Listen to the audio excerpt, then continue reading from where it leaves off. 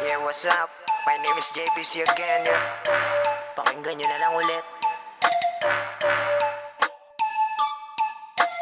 Yeah, yeah, yeah, yeah.